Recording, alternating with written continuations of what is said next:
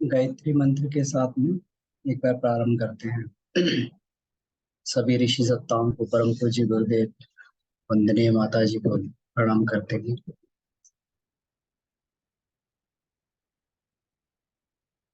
ओम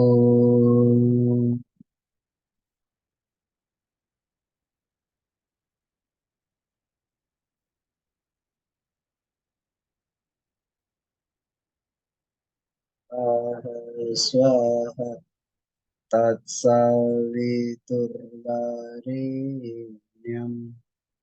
भर्गो देवस्य धीमहि धियो यो नः प्रचोदयात्।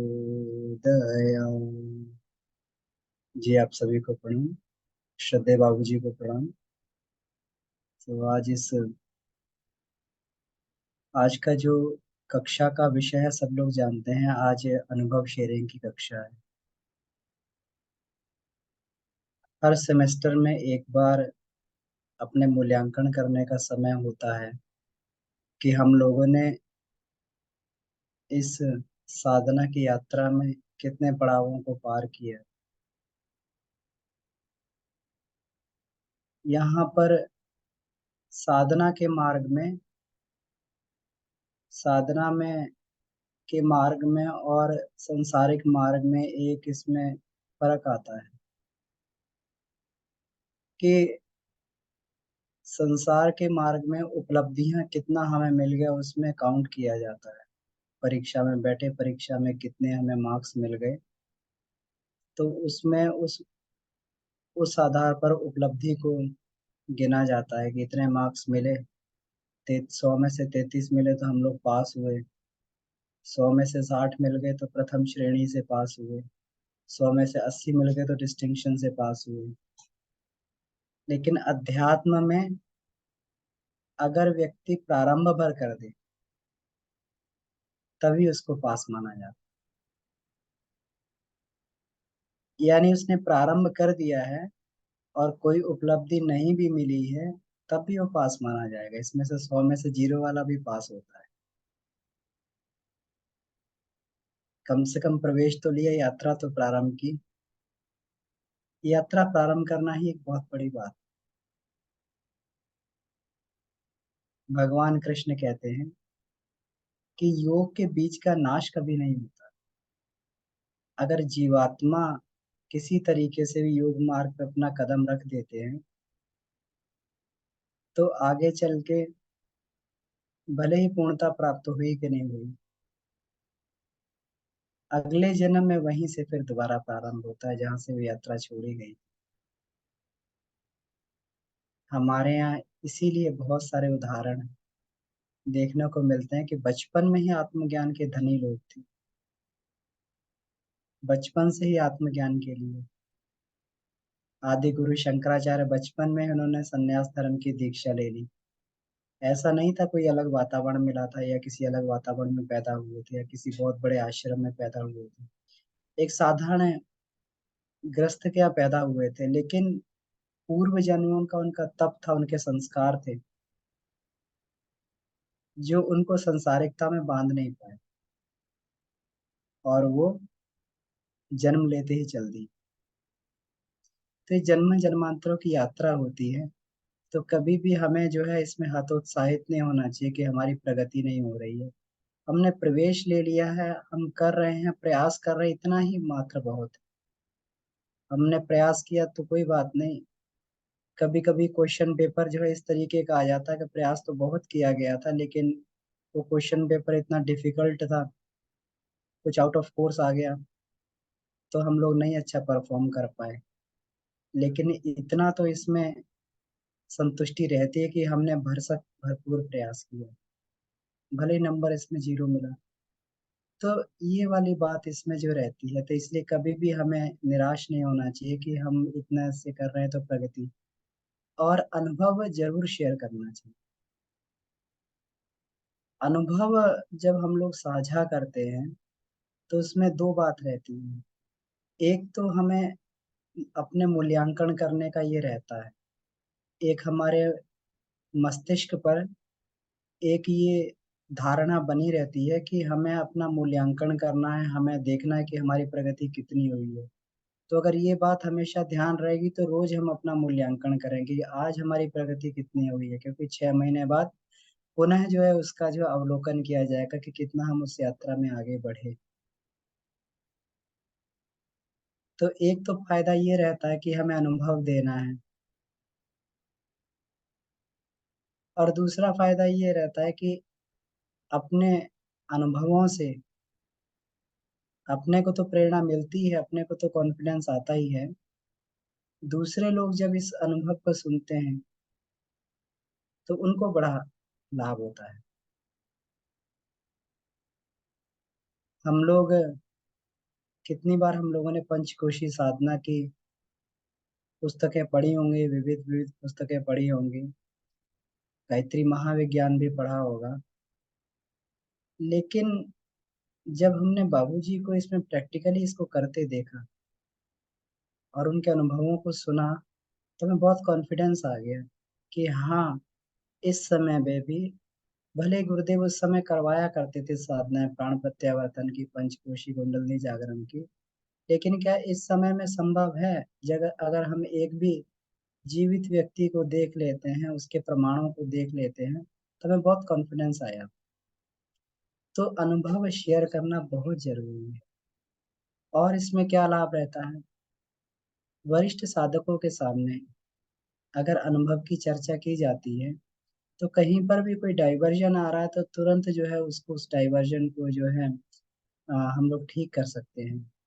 यहाँ पर इसका सुधार भी किया जा सकता है कि कहीं कोई अगर त्रुटि हो रही है तो उसमें परिमार्जन करके हम लोग अपनी सही दिशा पकड़ सकते हैं।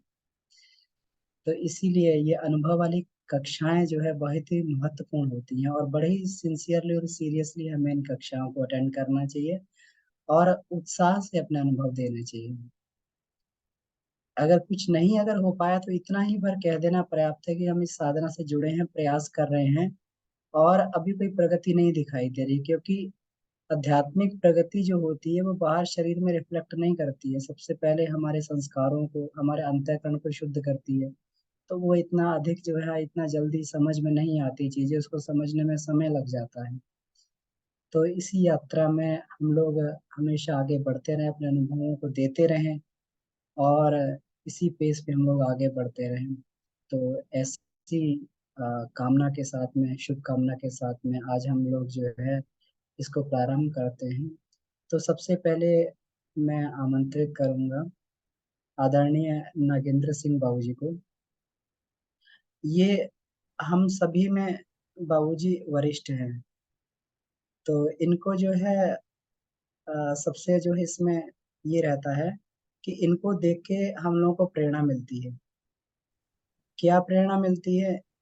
कि जब ये गुरुदेव से मिले थे, सबसे पहली बात तो ये कि जब ये पहली बार गुरुदेव से मिले तो गुरुदेव ने जब कहा, पहले इंडिविजुअली मिला करते थे, तो गुरुदेव ने कहा आपको क्या चाहिए? तो उनका कि भौतिक संपदाएं तो हैं, हमें आत्मिक प्रगति चाहिए। तो कहा ठीक है, ठीक है, उसकी व्यवस्था हम करेंगे। और व्यवस्था हुई, और हम लोगों में हम लोग देखते हैं कि इनके अनुभव जो हैं इस उम्र में भी आके, जिसे तीव्र अभिप्सा कहते हैं, जिसे हम चिर यौवन कहते हैं, तो चिर यौवन की सत्यता इनके जीवन में हमें देखने को मिलती है। जो कहते हैं कि अन्नमय कोश की साधना से व्यक्ति दीर्घायुष और चिर यौवन को प्राप्त होता है, तो इनके जीवन में मिलती है। इनका जीवन हमेशा सैद्धांतिक रहा है, बड़े उच्च पद पे रह के भी इन्होंने किस प्रकार से अध्यात्म में अपनी प्रगति की, और किस प्रकार से इतने विनम्र बन के, और इनका प्रेम और स्नेह हम सबको मिलता रहता है। तो आइए इनके मुख से सुनते हैं इनकी साधनात्मक प्रगति के बारे में। जी बाबूजी, आपको प्रणाम है, कृपया आप आए। प्रणाम भैया। मैं आज उपस्थित हुआ हूँ हर वर्ष की तरह से। हर सत्र के समापन के अवसर पर हमें अनुभव शेयरिंग का अवसर मिलता रहा है। ये आप सब लोगों की कृपा से मुझे ये एक तरह से सम्मान मिलता रहा है। हालांकि मेरा अनुभव कुछ ऐसा नहीं है जिससे कि कोई किसी तरह की प्रेरणा दिया जा सके, तो इस बार मैं थोड़ा सा हिचकिचा रहा था कि मैं किस तरह से क्या बोलूंगा, क्या कह पाऊंगा, किसी को प्रेरणा देने के लिए मेरे पास क्या है। यद्यप गुरुदेव ने से मैं जुड़ा हुआ बहुत पहले से हूँ और उनसे मिलने का सौभाग्य मिला था, लेकिन मैं आज ये अनुभव करता हूँ कि मुझे मेरा तो जीवन ही पूरा उन्होंने ही गाइड किया। मेरे जीवन में उथल पुथल खूब हुए। शुरू में उन्होंने मुझे सब तरह की संपत्ति जो आशा लोग करते हैं, वो पहले 13 साल की सर्विस में ही मिल गया। उसके बाद मेरी दिशा निर्धारण और सब फिर उन्होंने उनसे मिला और सब उन्होंने फिर एकदम चेंज कर दिया ट्रैक। मैंने नौकरी छोड़ दिया, जो सरकारी नौकरी थी, और उसको इस तरह से छोड़ा जैसे मतलब मेरे लिए कोई मूल्यवान है ही नहीं है। और जिस दिशा में उन्होंने जो भी दूसरा ऑप्शन दिया था उसको मैंने फॉलो किया।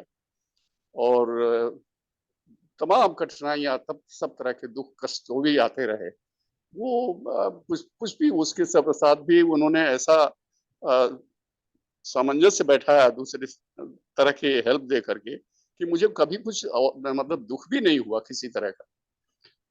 आज भी बाबूजी से जुड़ने का क्रम जो चला, ये मैं जब 71 साल की अवस्था में मैंने नौकरी छोड़ दिया था। हालांकि हमेशा से ये भी सोचता रहा कि शांति कुंज जाके ज्वाइन करना चाहिए और वो ये करना चाहिए, उसके लिए कोशिश से मैं मेरे से ज्यादा वहां से भी प्रेरणा इसकी मिलती रही कि आना चाहिए। लेकिन ऐसा संजोग भी बैठा कि मैं उससे कभी जुड़ भी नहीं पाया। और 71 साल की नौकरी में फिर जब उन्होंने आवाज दिलाया कि मुझे नई नौकरी करनी चाहिए, तो मैंने छोड़ भी दिया, एकदम उसको ऐसे ही छोड़ दिया जैसे मतलब उससे मेरा कोई लगाव नहीं था, कभी था। और वहाँ भी मुझे अच्छा सम्मान दिया गया था और ऐसा अवसर दिया गया था कि मैं आजीवन वहाँ मुझसे जुड़ा रह सकता हूँ। लेकिन उसको भी ऐसे ही छोड़ दिया कि मुझे अब छोड़ना ही चाहिए, और इसलिए छोड़ दिया। और संयोग से साल भर के अंदर बाबूजी से भी संपर्क हो गया। संपर्क तो बाबूजी से एक बार पहले मुझे मेरा हो गया था। उनका एक सेशन मुझे अटेंड करने का मौका मिला था मुरादनगर में। लेकिन उसके बाद जुड़ने का भी अवसर हुआ इस प्रोग्राम के जरिए। वो अद्भुत शुरुआत हुई और मेरे जीवन को तो बहुत ही धन्य बना दिया बाबूजी के प्रेजेंस ने।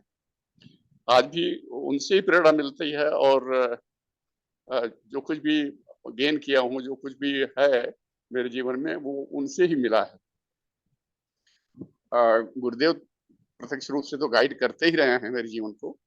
तो आज जब पिछले जो भी हमने शेयर किया हुआ अनुभव में, उसमें इतना ही जोड़ना है मुझे कि प्रैक्टिकल मेरे लाइफ में कम हुए हैं। मैं पढ़ता रहा और तरह तरह की जो भी पढ़ाई हो रही उसमें जो जो सफलतापूर्वक नौकरी वगैरह में कोई ऐसी दिक्कत नहीं हुई, वो सब मिलता रहा और सब सम्मान और तरह तरह के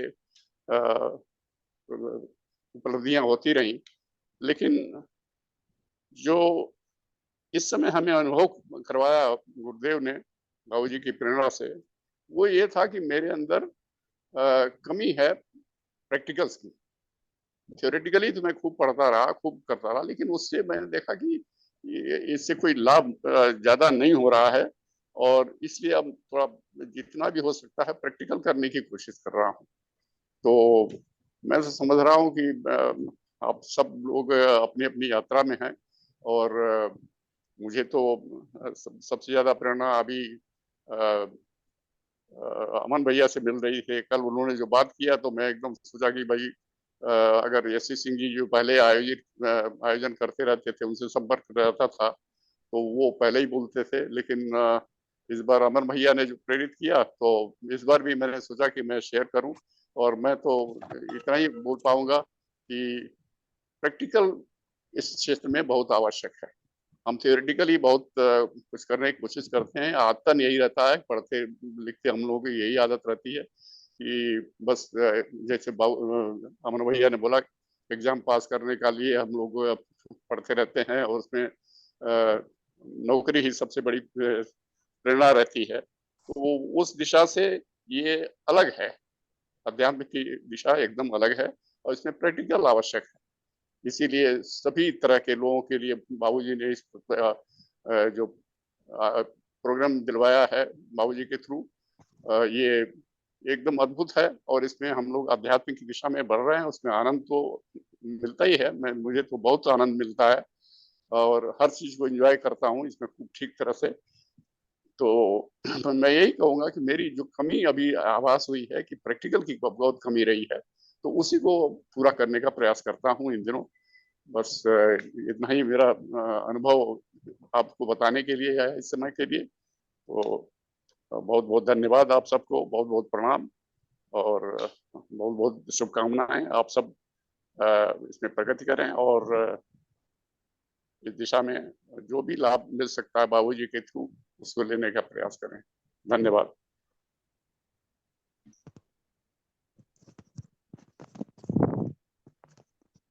जी बाबू जी, बहुत बहुत धन्यवाद। आपको प्रेरणा देने के लिए मुझे लगता है बोलने की आवश्यकता नहीं, हम तो खूब प्रेरणा लेते हैं आपके सैद्धांतिक जीवन से। जिस प्रकार आपने संसार की उपलब्धियों को किस प्रकार आपने किनारे करके और एक एक बैलेंस बनाया। जो उच्च उच्च पद के लिए, उच्च संपत्ति के लिए लोग इतना प्रयास करते हैं, आपने कितनी सहजता से सब कुछ छोड़ के और पके हुए फल की तरीके से जैसे डाली से छूट जाते हैं, जो महामृत्युंजय मंत्र बोलते हैं। तो ये पूरा का पूरा जीवन, आपका सैद्धांतिक जीवन ही हमारे लिए प्रेरणा का स्रोत है और हम आपसे सीखते रहेंगे। बहुत बहुत धन्यवाद बाबूजी। बाबूजी गाजियाबाद से हैं।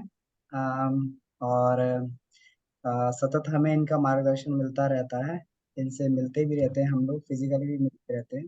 जी आगे हम लोग आगे अब मैं आमंत्रित करता हूँ विष्णु आनंद भैया को। हम सब लोग विष्णु भैया को जानते हैं और विष्णु भैया एक ऐसे व्यक्ति हैं जो पंचकोश को जीते हैं और युवा हैं हमारे बीच में। इनके बहुत सारे अनुभव ऐसे हैं कि इन्होंने जो है किस प्रकार से असाध्य कष्टों को, शारीरिक कष्टों को पंचकोश के माध्यम से दूर किया।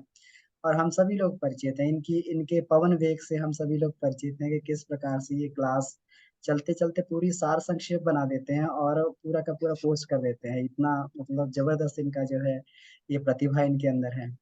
तो और हम लोग कितना लाभान्वित होते हैं, क्लास अटेंड नहीं कर पाते थे लेकिन हमें ये रहता है कि विष्णु भैया के सार संक्षेप को हम लोग पढ़ के और इसको समझ जाएंगे। तो मेरा निवेदन है विष्णु भैया से, भैया आप आए, कृपया अपना वीडियो ऑन कर लीजिए और कृपया बताएं कि आपने किस प्रकार से जो पंचकोश को जिया और क्या आपके अनुभव रहे हैं। प्रणाम। पंचकोश साधना की इस जर्नी में जी भैया भैया। ने जो कुछ भी आशीर्वाद दिया है उनको स्नेह है और नमन है। साधना को मैं लूं तो मैं अपने बचपन से चलूंगा कि जब से जो कॉन्शस माइंड है, जो जागृत बुद्धि है, लॉजिकल माइंड डेवलप हुआ है, तब से मैं साधना के चरणों में चलूंगा। तो बचपन में मैं माँ के गर्भ से ही जॉन्डिस लेके आया था, तो पेट की गड़बड़ी हमेशा रहती थी।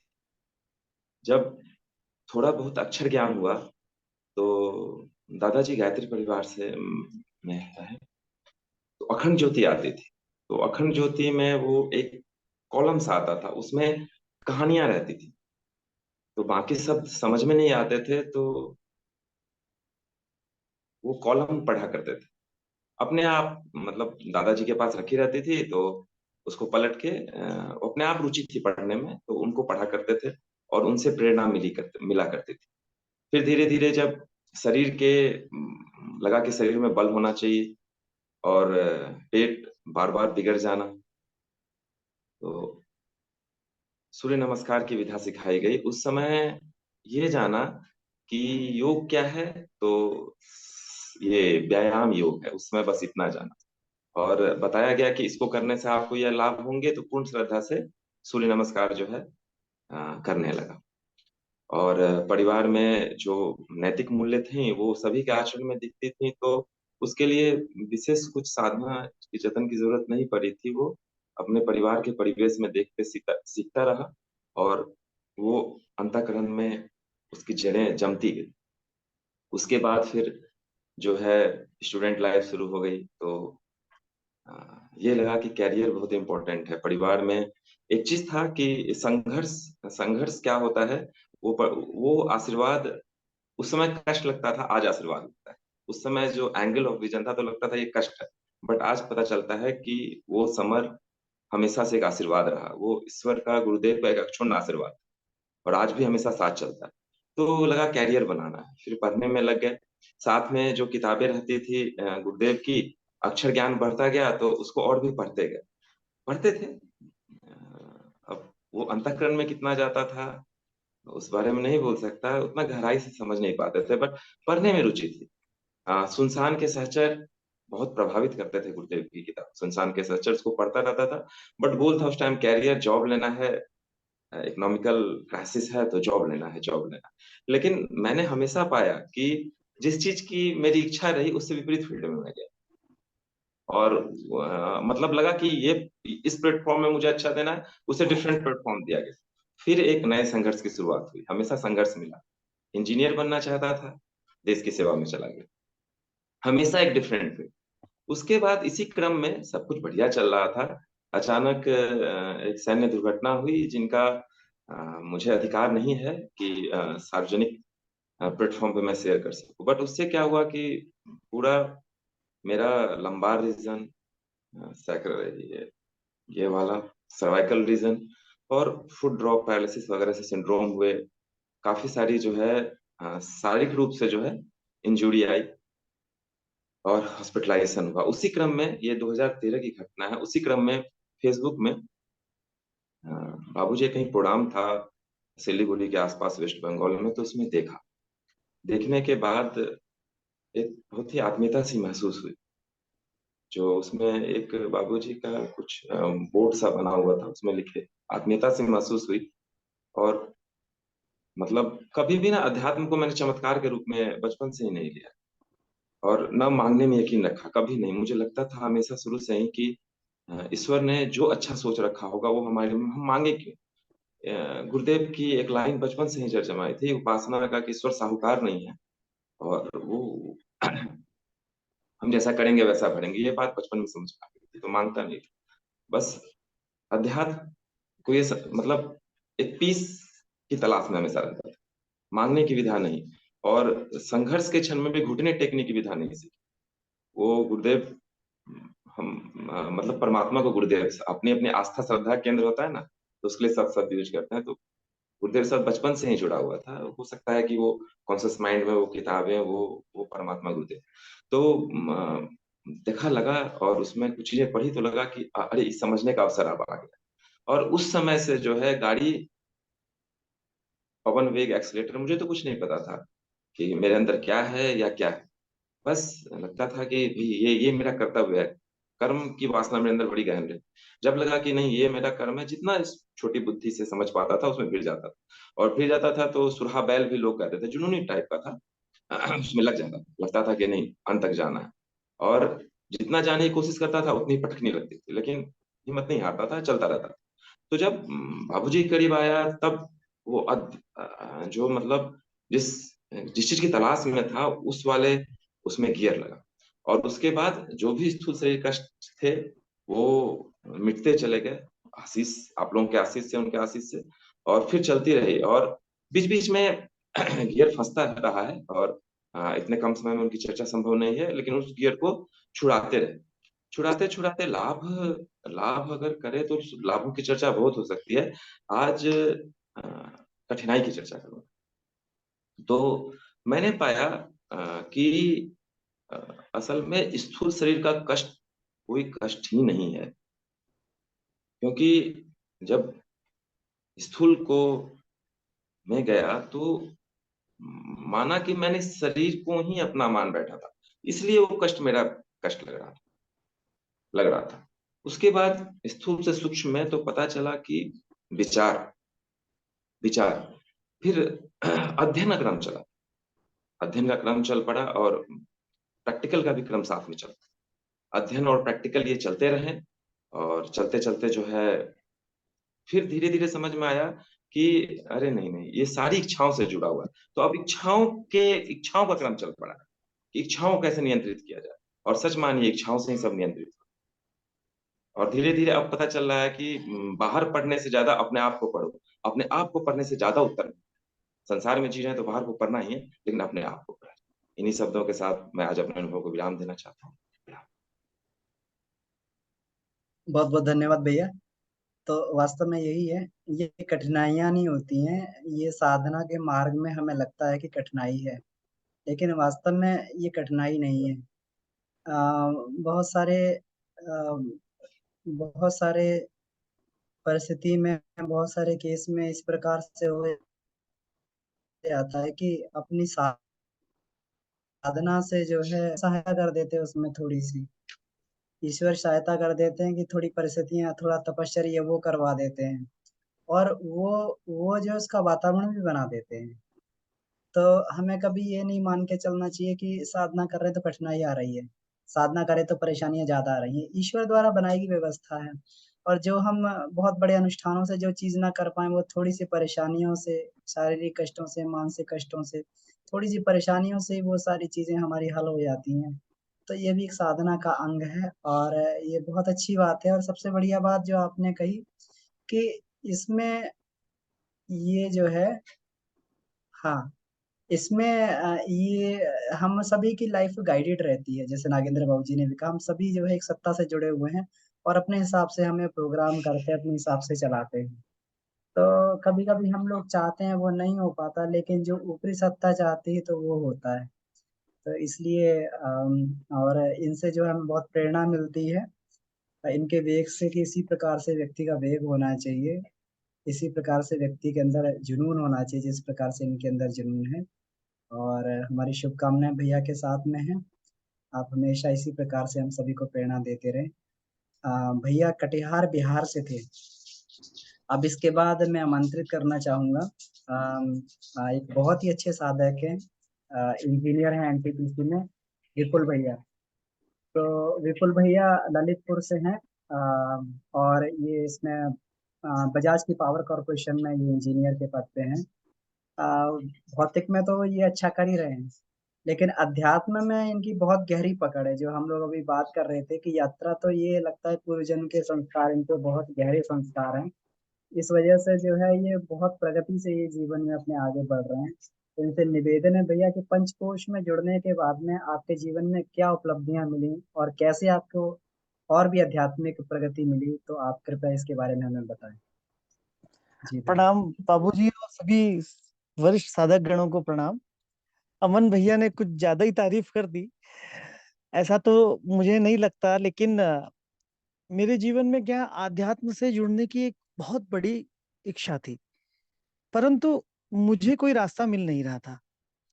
तो मैं बहुत आश्रमों के चक्कर लगा के बैठा, लेकिन धीरे धीरे करते करते यूट्यूब में भी गायत्री साधना के प्रति बहुत जो लोगों ने भ्रम फैला रखे थे, मैं तो यही कहूंगा कि ईश्वर की प्रेरणा से ही मैं देखते देखते छोटे मोटे अनुष्ठान करते करते मैं पंचकोश के बाबूजी के वीडियो को देखा, और वहां से मैं पंचकोश के वेबसाइट को देख करके फॉर्म को भर के वहां पे पहुंचा।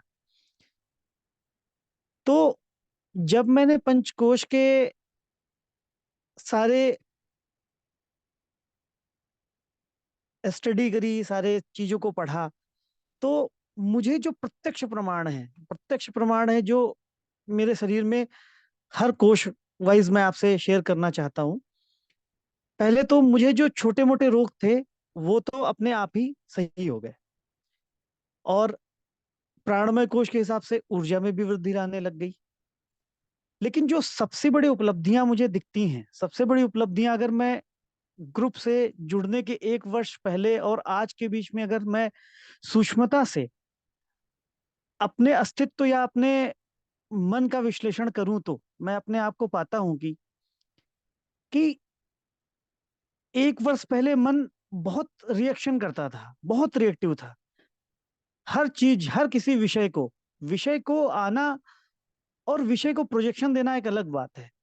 परसिवरेंस करना तो ठीक है, लेकिन किसी भी सब्जेक्ट को बिना मतलब, जैसे एक भाव तरंग आकर के वो कई भाव तरंगों को जन्म दे देती थी, और हम फंसते चले जाते थे। तो जब से मैंने पंचकोश साधना अपनाई, तो कुछ चीजें स्पष्ट प्रमाण दिखी कि मेरे मन पे उसका प्रभाव दिखा कि अब मन अनावश्यक दूसरे विषयों में जाता नहीं। फिर जब ऐसी चीजें होने लगी तो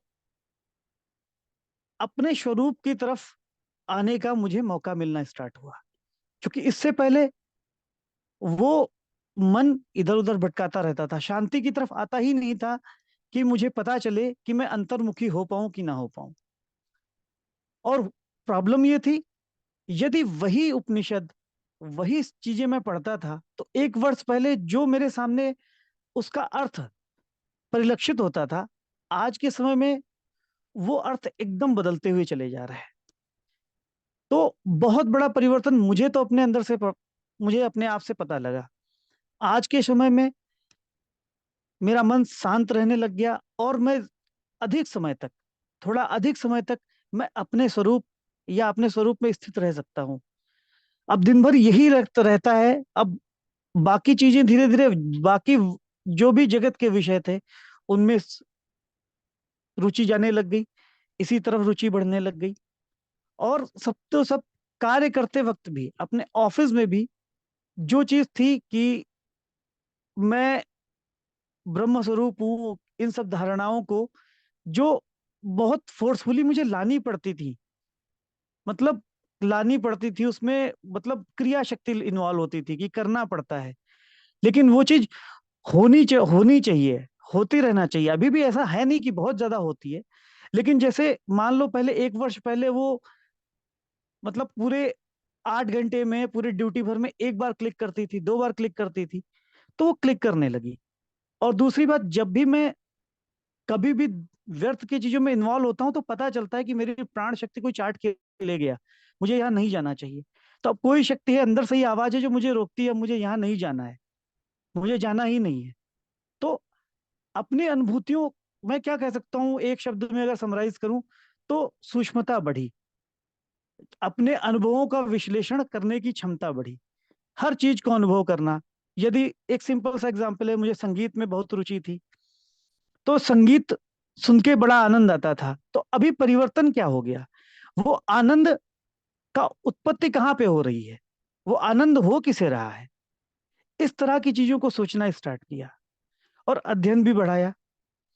और सबसे बड़ी बात है, बाबूजी से मिलने के बाद जो ग्रंथियां बनी हुई थी वो ग्रंथियां टूट गई, जो हमेशा एक कौतुक लेके आती थी।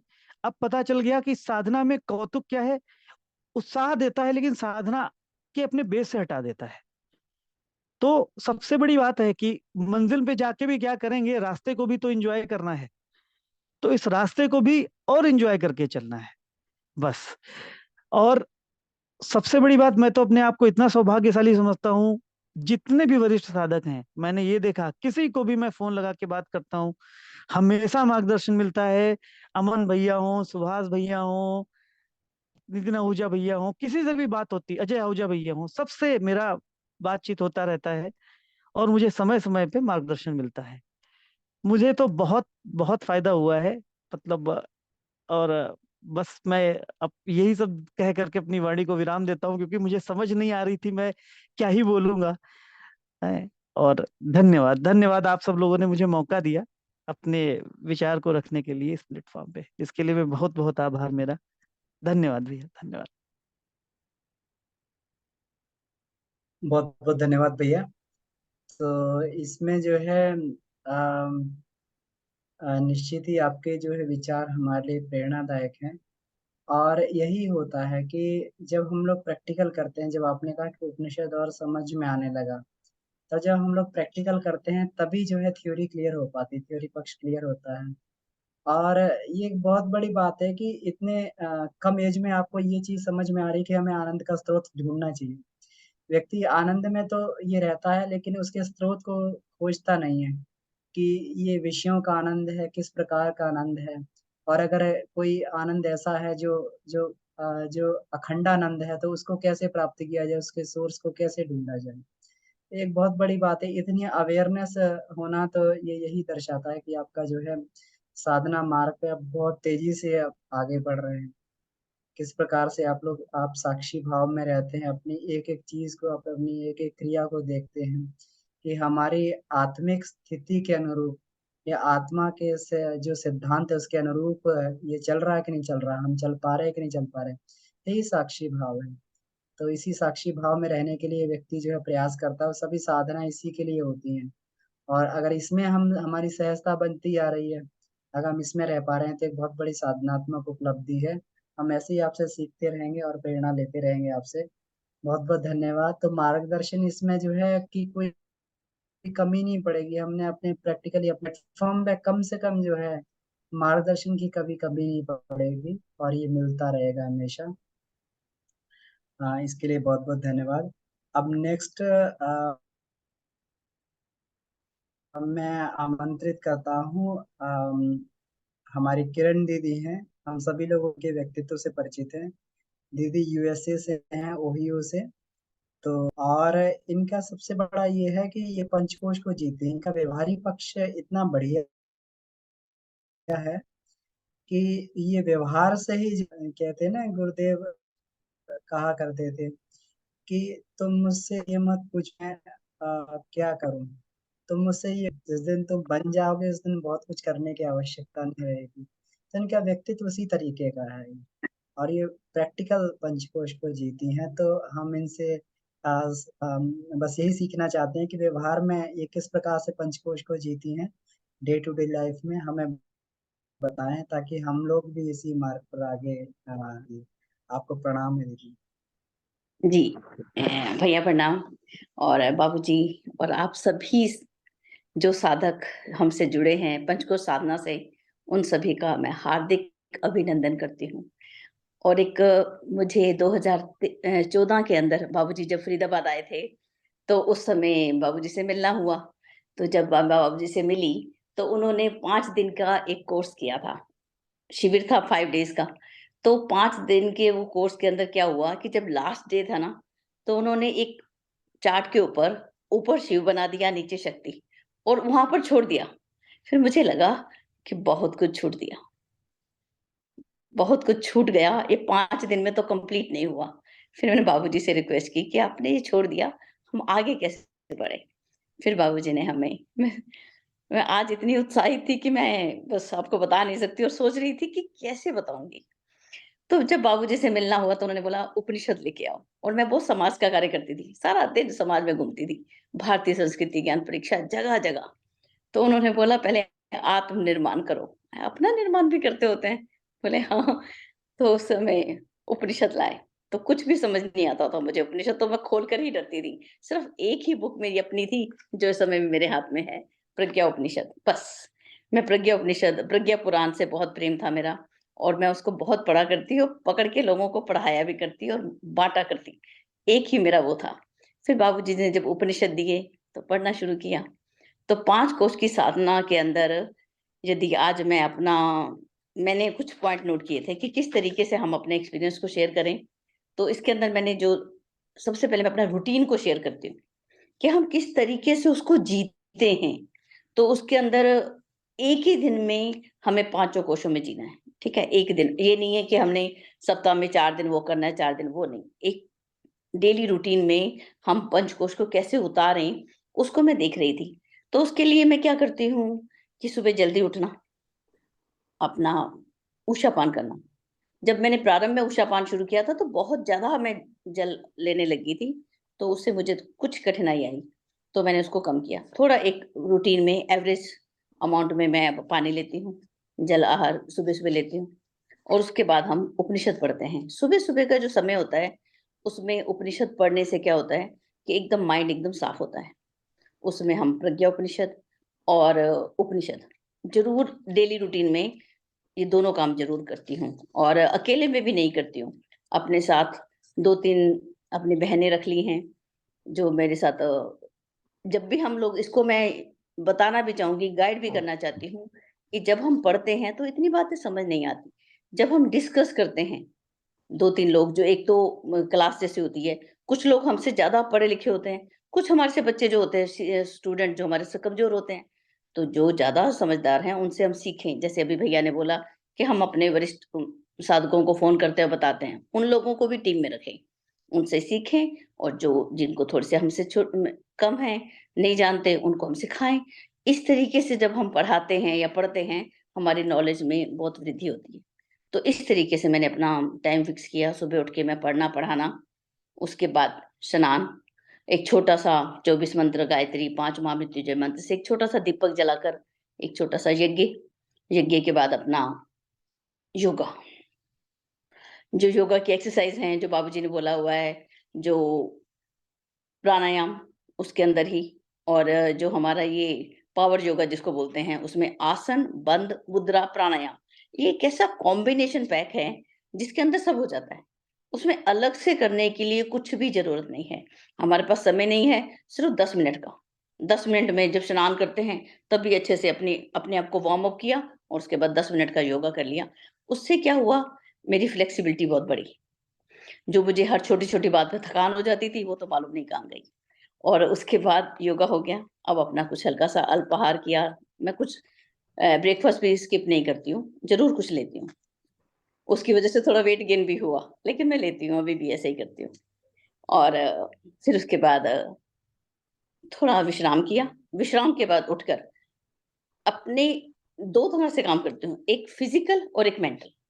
या तो पढ़ रही हूँ, या फिर मैं घर के काम कर रही हूँ, और घर में भी ऐसा नहीं है कि मैं थोड़ा-सा काम करती हूँ, नहीं। एक बिज़ी बी होती है, बिल्कुल बिज़ी बी हूँ। मुझे कोई भी लोग मुझे फ्री नहीं देख सकते कि आप खाली नहीं होती, मैं कभी खाली नहीं होती। Always busy. अपने लिए काम मैं स्वयं ढूँढती हूँ, कोई मुझे देता नहीं है कि तुमने ऐसे काम करना है या तुमने ये काम करना है, नो। अपनी बॉस मैं खुद, ठीक है? अपने ऊपर अपनी बॉस खुद होने का फ़ायदा क्या हुआ? अपना एनालिसिस जो याज्ञवल्क्य ऋषि ने प्रज्ञा उपनिषद के 5वें अध्याय में लिखा है, 5वें मंडल में, कि आत्म समीक्षा, तो अपनी बॉस हम खुद बने। अपने साक्षी होने के लिए हमें स्वयं हूँ, कि मैंने आज कहाँ गलती की, मैंने अपने समय को कहाँ वेस्ट किया, नहीं। पूरा दिन एक फिक्स शेड्यूल, फिज़िकल, मेंटल। अगर मैं थक गई हूँ, तो मैं बैठ के पढ़ूँगी या पढ़ाऊँगी। नहीं थकी हूँ, तो मैं घर में काम कर रही हूँ, थकान तो मालूम नहीं कहाँ चली गई। जो पावर योगा किया और उसके बाद दोपहर भर अपना कुछ काम किया, अपने जो भी मेरी रिस्पॉन्सिबिलिटीज़ मेरे हमारे बिज़नेस की आती हैं, या बच्चों की आती हैं, या आस-पड़ोस की आती हैं, वो मैं बड़ी ईमानदारी से पूरा करती हूँ। पूरी, और बहादुरी में भी पहले से भी कुछ अपने अंदर ये एक मान्यता है कि मैं पंजाब की बेटी हूँ, तो मैं बहादुर होना होना ही चाहिए।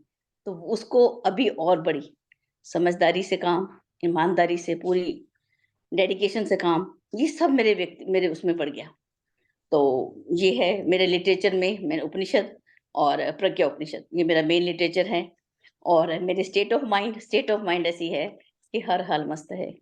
अब जो छोटी-मोटी चीज़ें, ये मुझे ये बाबूजी को मैं दिल से धन्यवाद देती हूँ। जो ग्रंथि भेदन की बात भैया कर रहे थे, मेरे अंदर बहुत सारी गाँठें थी, कि एक गाँठ सबसे बड़ी यहाँ पर मैं शेयर भी करूँगी, कि मुझे उससे घृणा आई या नफ़रत आई। तो बाबूजी कहते थे कि क्या उसमें भगवान नहीं दिखा? ये बात तो मुझे ऐसी मैंने नोट कर ली अपने जीवन में, कि जब भी मुझे कहीं, ये तो पक्की बात है, हम जाएँगे तो कहीं न कहीं अच्छा भी लगेगा, बुरा भी लगेगा। अभेद दर्शनम ज्ञानम, जो एक 3 शब्द, इसको जीवन में उतारने का भरपूर प्रयास आज भी चल रहा है। अभेद दर्शनम ज्ञानम, इतना से 3 शब्द अगर पूरे उपनिषद से हम उतार लें ना, इनफ है। मुझे और कुछ नहीं चाहिए। तो इसके अंदर पूरा काम करती हूँ, और दूसरों को भी इसको इंस्पिरेशन देती हूँ। बच्चे भी कभी आके बोलेंगे, "हमें वो अच्छा नहीं लग रहा है।" ना बेटा, यहाँ भेद नहीं करते होते, भेदभाव नहीं है। अमेरिका में तो गोरे-काले का कितना भेद है। नहीं, कोई कोई गोरा नहीं है, कोई काला नहीं है। ये शरीर तो ईश्वर ने बैठ के खेल रहा था वो, किसी को कौन-सा रंग दे दिया, किसी को कौन-सा रंग दे दिया, उसमें हमने नहीं फँसना। अभेद के ऊपर बहुत काम किया, हर हाल मस्त। और आज के समय में भी जब भी मेरे साथ बहनें एक टीम बैठी होती है, तो उसमें पूरी प्रेरणा देती हूँ, समाज में फैली हुई कुरीतियों को, जो बाबा नानक ने किया था, घर-घर जाकर उन कुरीतियों को ढूँढा और उसको निकाल के बाहर फेंका। जो अंधविश्वास, बुरी परंपराएँ, अच्छी परंपराओं को लाना था, बुरी को छोड़ना था। अच्छी परंपराएँ कौन-सी थी? हमारी दादी सास ने मेरे हाथ में गीता दी थी, उसी परंपरा को पकड़ के वापस लाना है ना। हम उस परंपरा को तो ला नहीं रहे। बच्चों के हाथ में ज़बरदस्ती बच्चे बोलते हैं, मम्मी क्या चाहिए? आप जानते हो मुझे क्या चाहिए? आप लोग बस स्टडी करो, पढ़ो, और उसको जीवन में उतारो। इतनी सी बात। और मैं सबसे कहूँगी, आप अकेले ना पढ़ें, मिल-जुल कर पढ़ें। आपको सच यहाँ पर बैठ के किसी को भी कोई सहायता कभी भी चाहिए, अगर हम लोग कुछ बच्चे क्लास में बड़े होते हैं, कुछ छोटे होते हैं, मैं अपने आप को थोड़ी-सी बड़ी मान लेती हूँ, मान लो बड़ी बहन हूँ किसी की और किसी की छोटी। जिसको भी जो सहायता चाहिए, हम आपके साथ हमेशा ही रहेंगे और हैं भी सही। और बाबूजी का हार्दिक धन्यवाद, मातृ का धन्यवाद। वो जब भी हमारे घर आती हैं, एक मातृ तुल्य हमें प्यार देती हैं और अब उनके बनाए हुए भोजन को हम बहुत मिस करते हैं, यहाँ पर बैठ के भी। मैं दोनों को बहुत आभार प्रकट करती हूँ और भैया आपका बहुत-बहुत धन्यवाद। और थोड़ी-सी वेट गेन की है, ये मेरी बुराई है, वो मेरी कमी है, मैं कुछ कर लूँगी, 5-7 किलो कम करना है। थैंक यू भैया बहुत-बहुत।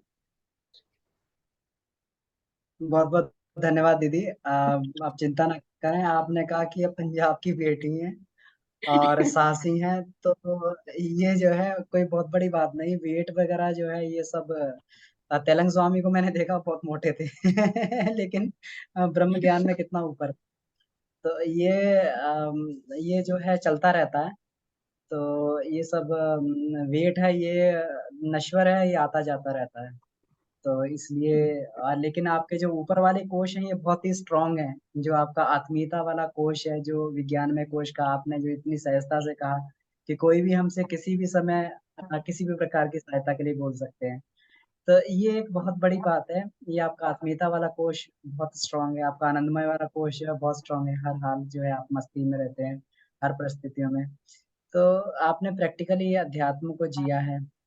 और जो आपने कहा है कि प्रज्ञा उपनिषद, और वास्तव में है जो आपने ये प्रज्ञा उपनिषद को लिया है, तो ये ही आज की समस्याओं का, आधुनिक समस्याएं जो हैं उनका आधुनिक समाधान हमें केवल प्रज्ञा उपनिषद में ही मिलता है। और बहुत ही अच्छे तरीके से, बहुत ही क्रिस्टल क्लियर जो इसमें कॉन्सेप्ट किए गए हैं, विषय इसमें दिए गए हैं, प्रश्न पूछे गए, उनके बिल्कुल क्रिस्टल क्लियर उत्तर दिए गए हैं। तो ये केवल प्रज्ञा उपनिषद में, क्योंकि अब आगे आने वाला युग बुद्धिवाद का युग है। लोग जो है बुद्धिजीवी लोग हैं, तो उनकी समस्याओं का समाधान कैसे किया जाए वो प्रज्ञा उपनिषद में ही ढूंढा जा सकता है। तो ये आपका विषय भी है, और हम सभी लोग समय समय पर आपका अनुभव भी प्राप्त करते रहते हैं इस पर। तो आपको बहुत बहुत धन्यवाद दीदी, आप ऐसे ही हम लोगों को प्रेरणा देते रहें। अब दीदी थी यूएस से, अब मैं इनवाइट करता हूँ कपिल जी को। कपिल जी पंजाब से हैं, अमृतसर से हैं, ये भी पंजाब की धरती से हैं। तो कपिल जी, मुझे लगता है कि अभी इस समय हाल ही में पंजाब में जो है ये पहले साधक है। और ये शुरू से मैंने इनको देखा है, ये मेरे मित्र भी रहे हैं बचपन के। तो ये शुरू से इन्होंने साधना के, इनके अंदर बड़ा जुनून रहता था। हम लोग भी उतना साधना नहीं करते थे जितना ये जो है साधना में इन्होंने की है। जुनून जुनून रहता था इनके अंदर। और यही बात है कि अभी कुछ दिन पहले बाबूजी का सत्र हुआ, तो कपिल जी उसमें प्रतिभा के रूप में इसमें से निखर के आए और ये सतत साधना से जुड़े हुए हैं। तो आइए सुनते हैं इनके अनुभव कपिल जी के। कपिल जी अपना इनका बिजनेस है और ये इसमें भी कार्यरत हैं। अपना जो है इनका मार्केटिंग मैनेजमेंट का फील्ड है। तो जी कपिल जी, आप आएं और कृपया हमें अपने अनुभव बताएं, किस प्रकार आप साधना को जी रहे हैं, आपको क्या क्या बेनिफिट्स इससे हुए हैं जी। जी अमन जी, बाबूजी को प्रणाम। अमन जी आपको भी प्रणाम, सभी श्रोताओं को मेरा प्रणाम। एक्चुअली क्या था कि जैसे अमन जी ने बताया, मैं और अमन जी बचपन के फ्रेंड हैं। तो स्टार्टिंग कुछ ऐसी हुई कि मतलब अमन जी से बचपन में अमन जी स्टार्टिंग से मतलब गायत्री परिवार से जुड़े हुए थे। तो यही मुझे इन्होंने ही मुझे मतलब गायत्री परिवार से थोड़ा सा जुड़ा।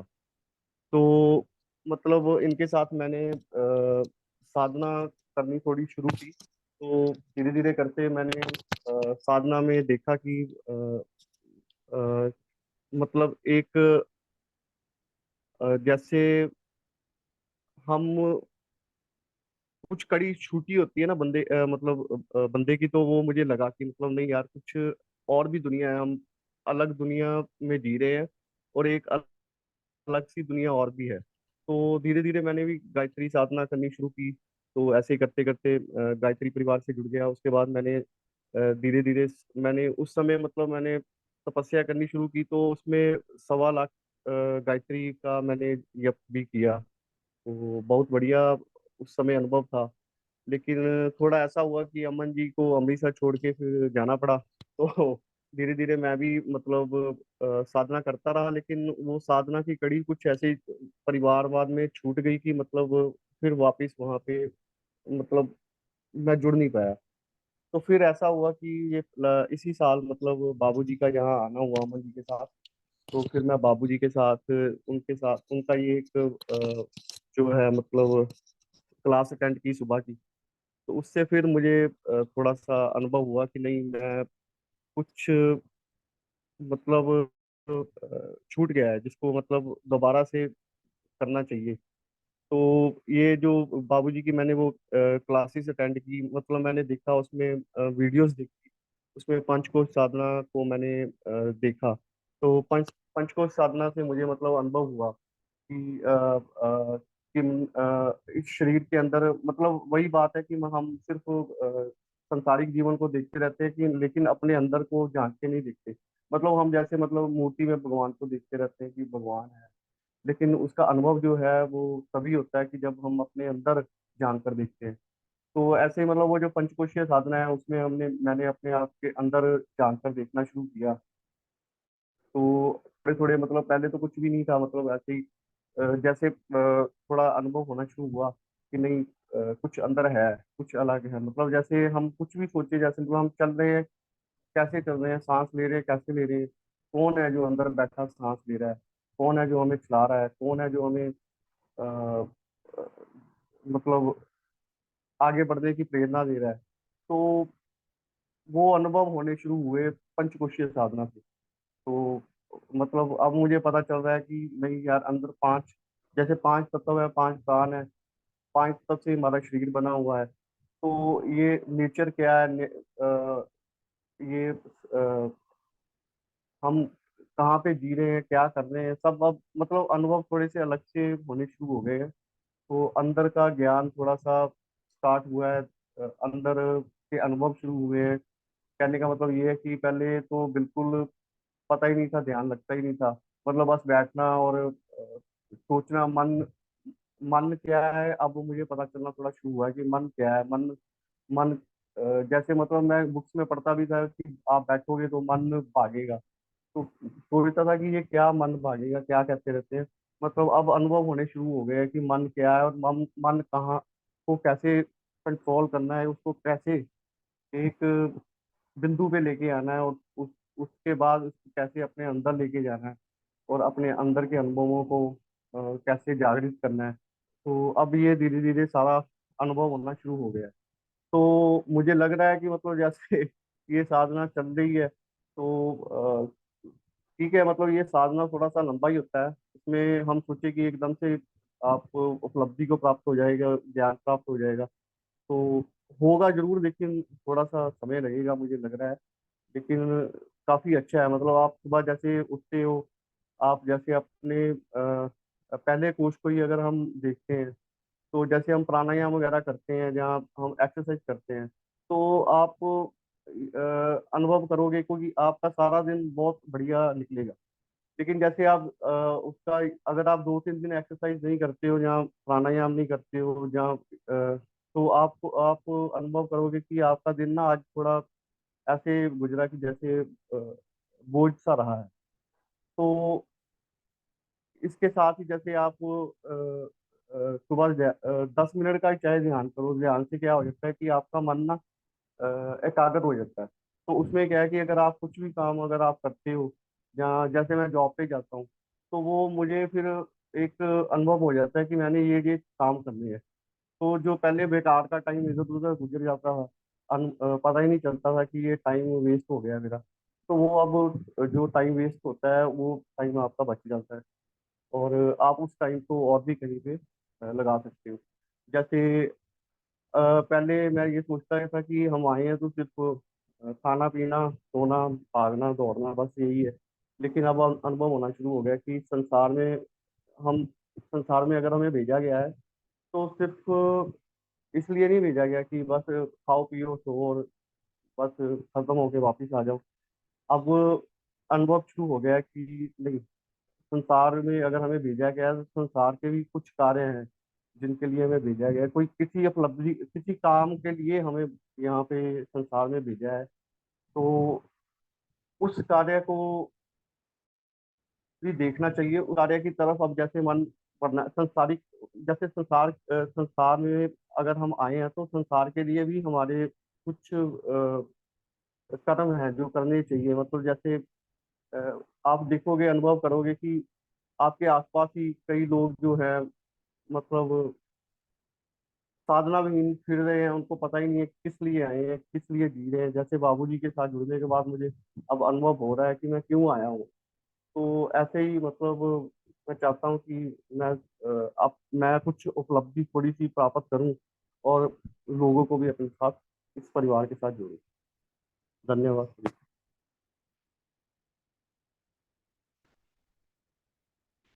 हेलो। जी, बहुत बहुत धन्यवाद भैया। ये एक बहुत अच्छी प्रगति का चिन्ह है कि आप ये बोल रहे हैं कि आपको पता लगने लगा कि हम क्या कर रहे हैं। इसी को साक्षी भाव बोलते हैं कि आप अपने जीवन का उद्देश्य समझ में आने लगे। तो ये आत्मज्ञान ही जो है ये पहली सीढ़ी है जो इसमें प्रवेश करने की अध्यात्म में। आत्मज्ञान के बाद ही जो है आत्मदर्शन, आत्म साक्षात्कार, आत्म अनुभव की भूमिकाओं में व्यक्ति प्रवेश करता है। तो ये बहुत अच्छी प्रगति है और आप शुरू से अच्छे साधक रहे हैं और बढ़िया करते रहे हैं और अभी भी बढ़िया कर रहे हैं।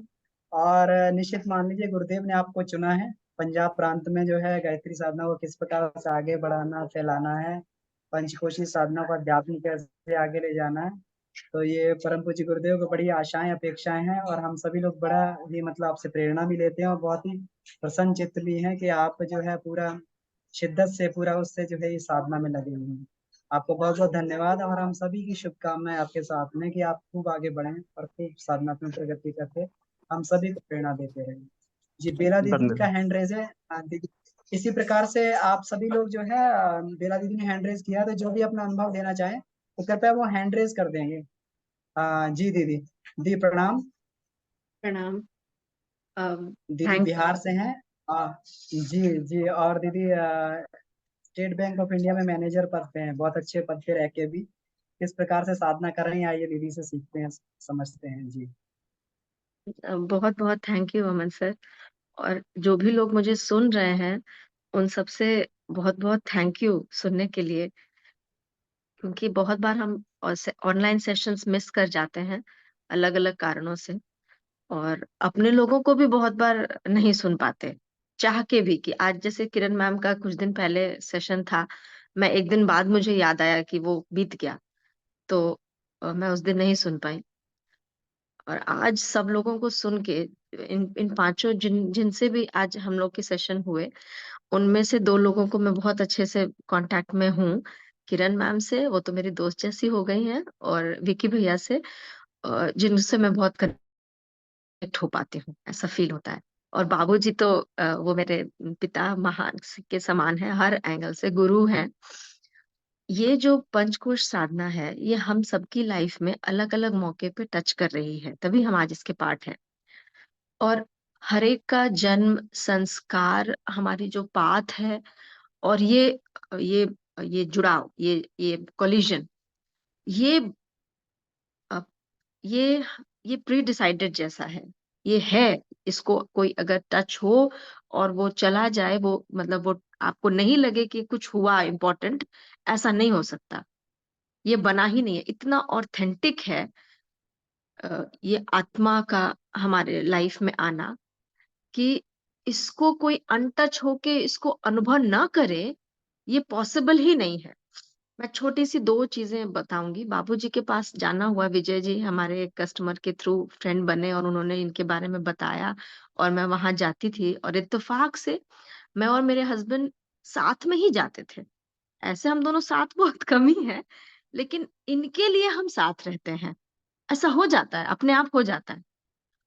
तो बाबूजी ने आत्मा के बारे में, आत्मा में हमने सुना है, पढ़ा है, देखा है, इधर उधर आत्मा होती है, कोई चीज होती है हमारे अंदर ही रहती है, वो सूक्ष्म होती है, वो बहुत छोटी होती है। लेकिन उसका अनुभव वो मैंने बाबूजी से सुना सामने एकदम वहां बैठ के, जहाँ पे वो सेशंस देते हैं। सासाराम मेरा ससुराल है। बाय गॉड ग्रेस, और मुझे लगता है उन्होंने ही मुझे यहाँ पोस्ट किया है। उन्होंने मुझे, मतलब मैं यहाँ आई, और एक मेरे बैंक के ही सहकर्मी रहे हैं जिनको मैंने रिप्लेस किया था नवादा में।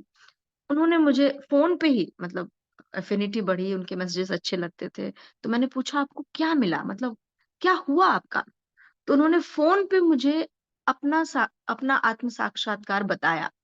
जो बताते-बताते वो भी रोने लगे और मैं भी रोने लगी, जो कि मैं बहुत उस समय ऑक्युपाइड थी, बाबू को खाना खिला रही थी, संडे का दिन था, पानी लेके दौड़ रहे हैं, चम्मच लेके दौड़ रहे हैं और फ़ोन पे उनको सुन रहे हैं।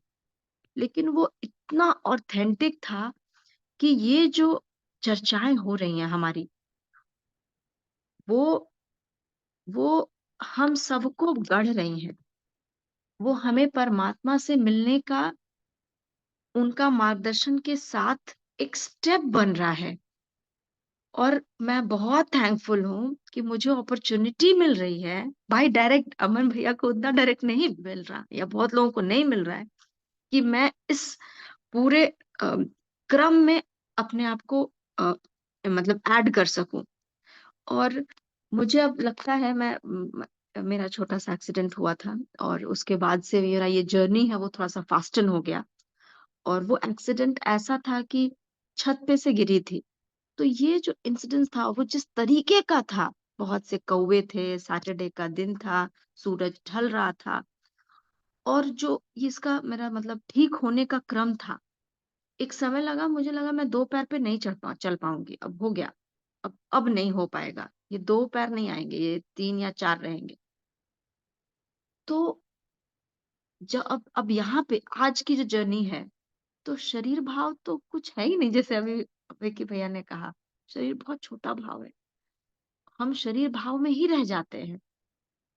और अब उपनिषद विजय जी ने मुझे गिफ्ट दिया 3, वो नहीं खुल पाए। खुलने के लिए मैं किरण मैम से टच में हूँ, बहुत रेगुलर नहीं हूँ, और मेरी कमी यही है, रेगुलर नहीं होना।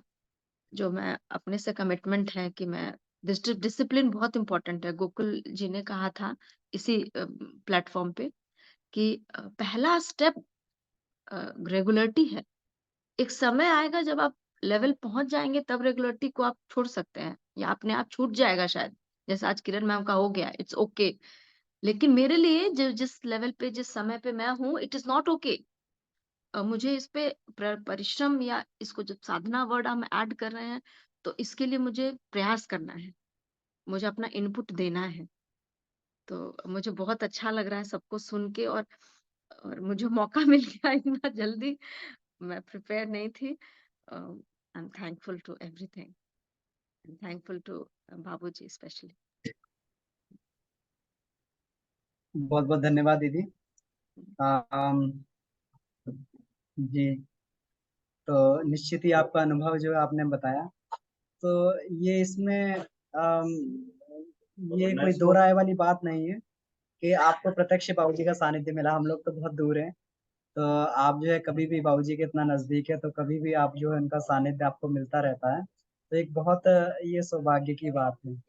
और आप इतने उच्च पद पे रह के भी आप जो है ये अपना अध्यात्म को जोड़ पा रहे हैं जीवन में, उपनिषदों को समझ रही हैं, उपनिषदों को पढ़ रही हैं और साधनात्मक जीवन क्रम जी रही हैं, तो ये अपने आप में बहुत अद्भुत है। और इसी तरीके से जितने भी हम लोग उच्च वर्ग, जितने भी हम लोग जो है अपने उच्च पदों पर हैं या व्यस्ततम जीवन में हैं, क्योंकि मैंने देखा कि बैंक की लाइफ बड़ी व्यस्ततम होती है, तो इतने व्यस्त जीवन में भी हम लोग अध्यात्म में ये एक केवल बहाना मात्र रहता है कि हम बहुत व्यस्त हैं और हमें समय नहीं मिलता, ये एक बहाना मात्र है।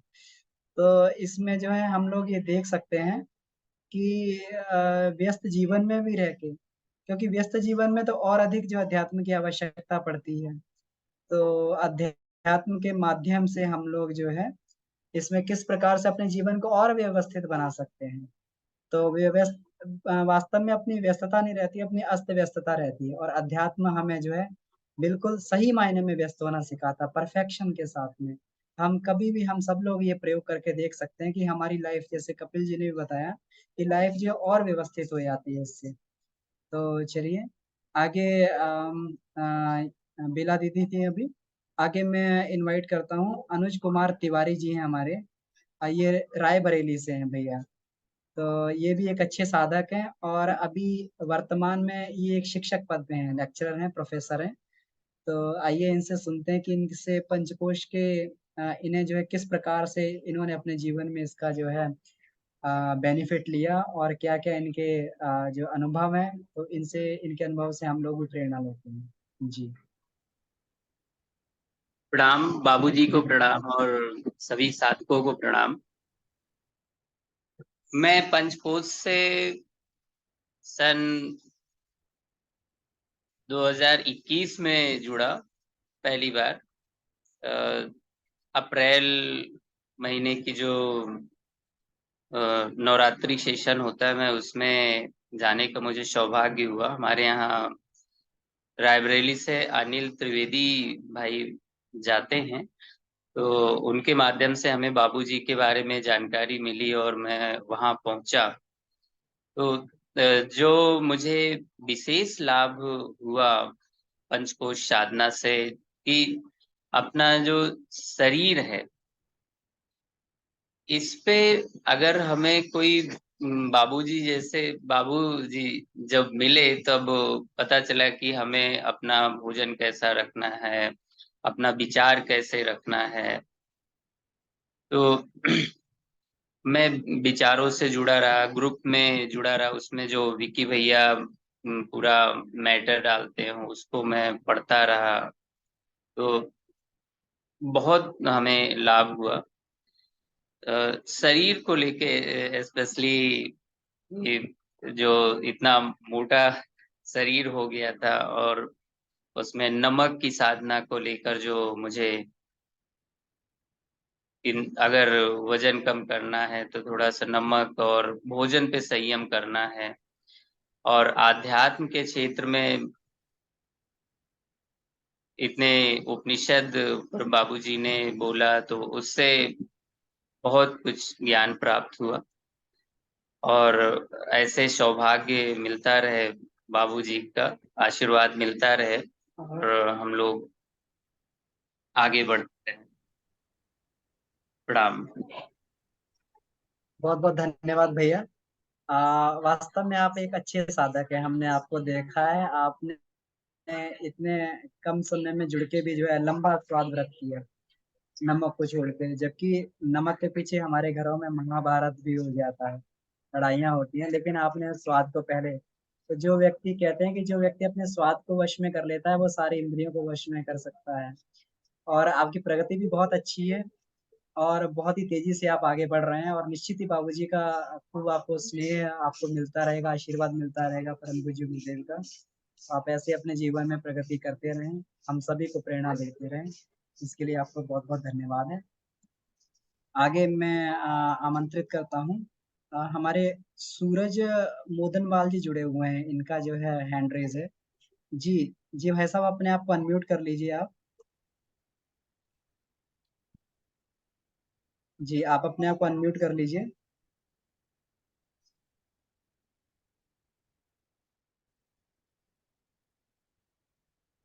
शायद कोई इश्यू आ रहा है इसमें। आप अपने आप को अनम्यूट कर लीजिएगा जब भी आप उपलब्ध हो। आगे प्रसून भैया गाजीपुर से हमारे साथ में जुड़ गए हैं। तो प्रसून भैया जो है मैंने इनको देखा, इनके अंदर गज़ब का जुनून है अपनी संस्कृति के लिए, देश के लिए कुछ करने का। अपने पुरातन जो गौरव गरिमा थी उसको वापस लाने का। और ये वास्तव में जो बहुत अच्छे साधक हैं और बड़ा ही अच्छा जो है ये अभी साधनात्मक उसमें लगे हुए हैं, उत्कर्ष में लगे हुए हैं। और साथ में किस प्रकार से जो है अपने पूरे एजुकेशन सिस्टम को बदला जाए, गुरुकुल वाले सिस्टम को लाया जाए। इसमें बड़ा ही भरसक प्रयत्न कर रहे हैं, बड़ा ही इनके अंदर एक ये है कि किस प्रकार से हम लोग अपनी पुरानी पद्धतियों को वापस ला सकें, भारतीय गौरव गरिमा को वापस ला सकें। जी प्रसून भैया, जी कृपया आप आएँ और साधना से आपको किस प्रकार से आपके जीवन में और आगे बढ़ने के लिए उत्साह मिल रहा, प्रेरणा मिल रही है, कृपया हम सभी को बताएँ। जी भैया प्रणाम सभी को। जी, बिल्कुल। अ, भैया मैं गाजीपुर से हूँ, आपने बताया मेरा नाम प्रसून है। और साधना से तो भैया मैं करीब 2017-18 से मैं एक तरह से गायत्री परिवार से जुड़ा। और बाबूजी से मेरा जुड़ना हुआ 2022 मार्च में, जो नवरात्रि आई थी उसमें मैं बाबूजी से मतलब बाबूजी की साधना शिविर में आया था। बाबूजी से मिला था मैं दिसंबर में 2021 में। तो उस समय और आज के समय में भी, अब अगर मैं अपने अनुभव की बात किया ना, तो मैं ये बताना चाहूंगा कि उस समय बहुत ही खालीपन था। रास्ता जो अपना पथ था वो किधर जाना है वो साफ नहीं था। हमेशा ये लगता था कि कुछ तो है और कुछ तो छूटा हुआ है, क्या छूटा है नहीं पता चलता। साधना चल रही थी, उपासना भी चल रही थी, लेकिन नियमितता नहीं थी किसी चीज में। और ये चीजें ऐसा नहीं है कि एकाएक खत्म हो गई। मैं जुड़ा, फिर आपसे भी इन विषयों पे चर्चा चर्चा होती रहती थी मेरी, कि भैया मैं नियमित नहीं हो पा रहा हूँ, चीजें जो है ऐसी है कुछ ना कुछ। और ये अक्सर हम बैठते हैं जब अनुभव शेयरिंग में या फिर नवरात्रि साधना में, तो लोगों के प्रश्न आते हैं इस संबंध में। तो ये समझ में आया कि ये सब चीजें हमारी बाबूजी जैसा बताते हैं कि अपने आप पे हमेशा प्रयास, ठीक उससे हमें हतोत्साहित नहीं होना है कि ये चीजें हम उसको जैसा बाबूजी बता रहे हैं या जैसे अमन भैया और सब लोग बताते हैं। लेकिन एक दिन ये एहसास हुआ कि कितना जरूरी है इन चीजों को जो है। बाबूजी ने तो इतनी बड़ा जो है बीड़ा उठा के हम लोगों को शिक्षित करके शिक्षक बनाने का एक तरह से बीड़ा बाबूजी ने उठाया कि हम कैसे जो है अपने आप को परिष्कृत करके इस स्तर पे लाएं कि और भी लोगों को प्रकाशित कर सके। तो भैया मेरा अपना मेरे अनुभव में क्या होगा, जो पहले व्यग्रता थी वो अब स्थिरता में आ गई है। पहले जिन चीजों को मैं बहुत प्रयत्न करके समझ पाता था, समय लगता था मुझे समझने में, वो समझने की शक्ति थोड़ी बढ़ गई है। चीजों को मैं आसानी से समझ लेता हूँ, चीजों को आसानी से मैं रख पाता हूँ। और अभी भी उसमें जो है परिष्कार के ही रास्ते पे हूँ। अभी ये नहीं कहूँगा कि मैं पूर्णतः, और वो तो पूरा जीवन पर्यंत हम इसी के उसमें रहते हैं। तो अनुभव तो बहुत है भैया कि अनुभूतियां की क्या है, साधना का असर कैसे है, स्वाध्याय का कितना इम्पोर्टेंस है। मैं आपको बताऊं कि स्वाध्याय मेरा सबसे गड़बड़ पाठ जो था मेरे जीवन का, स्वाध्याय था। मुझे पढ़ना कभी अच्छा नहीं लगता था। मैं पढ़ने से बहुत भागता था कि जो चीजें कितने शॉर्ट में मैं समझ लूं बस उतना। लेकिन अब स्वाध्याय जीवन का एक ऐसा अंग हो गया है कि उस स्वाध्याय के बिना जो है स्थिरता नहीं है। मन को अच्छा नहीं लगता, वो चाहिए ही चाहिए, मुझे पढ़ना ही है। एक बहुत जरूरी अंग हो गया है, क्योंकि जब हम स्वाध्याय करते हैं तभी हम अपने आप में और अंदर अंतर्दृष्टि अपनी हो पाती है, और तभी हम अपने आप को और परिष्कृत कर पाते हैं। तो ये सब कुछ ऐसे प्रमुख बिंदु थे भैया जो एक स्वाध्याय से संबंधित और अपनी स्थिरता, जिससे मैं अपने आप में अनुभव करता हूँ कि ये मेरा बाबूजी से। और सबसे बड़ी चीज भैया मैं एक बात बोलूं, जो प्रेम, जो अपनापन मुझे सासाराम या आप लोग जब जब भी हम लोग किसी शिविर में इकट्ठा होते हैं, बाबूजी से सबसे मिलता है भैया ना, वो एक बहुत बड़ा एक क्या कहेंगे, एनर्जी बूस्टर कह सकते हैं, कैटलिस्ट कर कह सकते हैं, जो हर चीजों को जो है बहुत तेजी से उभार देता है। तो उसमें भैया आप सभी लोगों का बहुत बहुत योगदान है भैया। मैं अगर आज यहाँ हूँ या अभी कुछ कर रहा हूँ तो उसके लिए आप लोगों का बहुत बहुत योगदान, बहुत बहुत आभार है। जी भैया।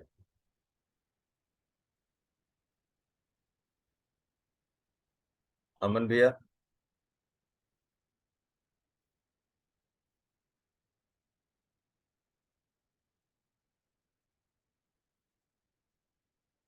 जी जी भैया। बहुत बहुत धन्यवाद भैया। अभी बीच में मैं डिस्कनेक्ट भी हो गया था कुछ नेटवर्क की वजह से। तो बहुत बहुत धन्यवाद आपका। आपने ये बताया कि मतलब जो अब व्यग्रता आपकी जो है धीरे धीरे अभी ये समाप्त हो रही है, और साथ में अब ये आपका दृष्टिकोण और ज्यादा आप जो है ये साफ होने लगा है चीजों के बारे में कि हमें करना क्या है, किस तरीके से आगे बढ़ना है।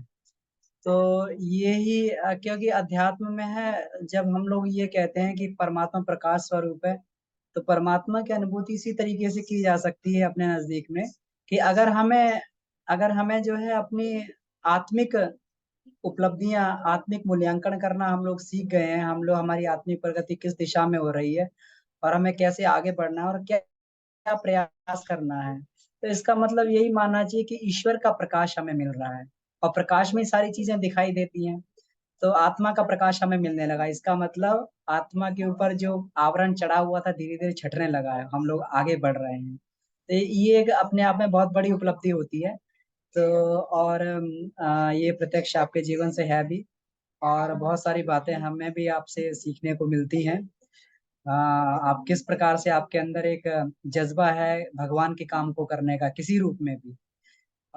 तो इसी तरीके से आप अपने जीवन में आगे बढ़ते रहें, और जो आपने अपना लक्ष्य बनाया है कि भारत को जगत गुरु बनाने के लिए जो भी प्रयत्न होगा, आप अपना भरसक प्रयत्न अपना करते रहेंगे, तो ये लक्ष्य में आपको खूब सफलता मिले, ऐसी हम सभी लोगों की जो है शुभकामनाएं हैं। परम पूज्य गुरुदेव का आशीर्वाद, बाबूजी का आशीर्वाद हमेशा आपके साथ बना रहे, ऐसी कामना है जी। इसके बाद मैं निवेदन करता हूँ बाबूजी से, क्योंकि समय भी अभी होने वाला है, तो निवेदन करता हूँ बाबूजी का हमें आशीर्वाद प्राप्त हो। तो बाबूजी आए कृपया, क्योंकि बाबूजी हमें एक माला में पिरो के बाबूजी ने रखा हुआ है, एक बहुत बड़ी, हम लोग कहेंगे हम सभी के लिए उपलब्धि है। और सतत हमें बाबूजी का मार्गदर्शन मिलता रहता है, इनके जीवन से भी प्रेरणा मिलती है, इनके ज्ञान से भी हमें प्रेरणा मिलती है। तो जी बाबूजी, आप कृपया आएं और हमें अपना आशीर्वाद दें।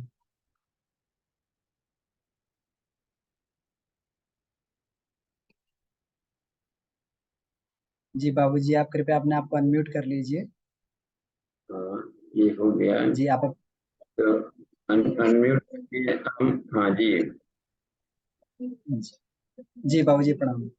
हाँ जी प्रणाम सभी लोगों को। देखिए आज एक्सपीरियंस शेयरिंग में आप 8 लोग भाग लिए। नागेंद्र भैया, विष्णु आनंद जी, विपुल मिश्रा जी, किरण चावला जी और कपिल कपूर जी अमृतसर से, बेला दीदी हैं, अनुज तिवारी जी, प्रसन्न दुबे जी। देखिए ये लोग आप आपसे हम सीखते हैं, क्या सिखाएगा। ऐसा लगता भर रहा है कि हम अपने शिक्षक से सीख रहे हैं। तो जितना शिक्षक सिखाता नहीं है अपने छात्र को, उससे अधिक सीखता है छात्रों से, क्योंकि आप ऐसे टेढ़े मेढ़े प्रश्न करते हैं, उन प्रश्नों से हमें गहराई मिलती है उसका उत्तर देने के लिए। तो दोनों मिल करके काम करते हैं। तो बराबर ये पीड़ा रहती है कि गुरुदेव हर रोज याद आते हैं, लताड़ते हैं हमें। आपको तो नहीं लताड़ेंगे, लेकिन हमको लताड़ते हैं कि तुमको जो ड्यूटी दिया था शिक्षक पैदा कर, उसमें कितनी प्रगति है, कितने लोगों को आत्म साक्षात्कार हुआ। तो यहाँ पर हम शून्य हो जाते हैं बिल्कुल उत्तर देने। लेकिन ये प्रसन्नता होती है कि आत्म साक्षात्कार के निकट प्रायः लोग पहुंच रहे हैं, इसमें पूरी तरह से इसे हम संतुष्ट हैं। आप लोगों की प्रगति सुन सुन करके, देख देख करके, तो यह गति और त्वरित होगी। नागेंद्र भैया ठीक बोले कि प्रैक्टिकल हम अनुभव कर रहे हैं कि प्रैक्टिकल की कमी। तो प्रैक्टिकल ऐसा चीज है कि अनपढ़ व्यक्ति भी महाज्ञानी बन सकता है। आप अमन जी देखे होंगे, एक इसमें तैत्तिरीय उपनिषद में है, श्रोत्रियम ब्रह्मनिष्ठम शिक्षा। सारे धरती के विद्वान, मनीषी, राजर्षि, जितने भी ये लोग हैं, या ब्रह्मा विष्णु महेश के पद, देवलोक वगैरह, इन सब से अनेकों गुना आगे होता है वह साधक जो आत्म साक्षात्कार किए रहता है। अनेकों गुना सुख उसके पास है जो अकाम हतस्य। देखिए ब्रह्मनिष्ठम श्रोत्रियम अकाम हतस्य लिखा है। तो कामना रहित साधना हमें बहुत आगे बढ़ाएगी। हम टाइम फैक्टर हटा दें कि आज सिद्धि मिलेगी, कल मिलेगी, वो जो इसको सुधे देखेंगे तो उनकी सिद्धियां बहुत दूर भागेगी। अपना काम है कि इसका डिसिप्लिन, इस साधना के सारे टर्म्स कंडीशन को फॉलो किए कि नहीं। हमने तो जहां लिखा था कि 6 महीने में मिल जाती है इसकी सिद्धि, तो हमने उसको 6 साल माना। उस समय की बात होगी जबकि इन्वायरमेंट सही था, लोगों के विचार सही थे, लोगों के खुद के रहन सहन अच्छे थे, और शरीर में उन तत्वों की अधिकता थी जिन जैसे अन्य युगों में। आज के युग में बहुत अधिक इनर्शिया है, बॉडी में मूलाधार चक्र बहुत अधिक भारी है, पृथ्वी तत्व प्रधान है। तो इसलिए उस तरह की साधनाओं में से वो फिजिकल वाला तो लाभ नहीं मिला, लेकिन हमने देखा कि जो बाकी सूक्ष्म लाभ हैं उस युग वाला आज भी लिया जा सकता है, आज भी आजीवन निरोग रहा जा सकता है चैलेंज के साथ, और अगले जन्मों में भी रोग दुख नहीं होंगे।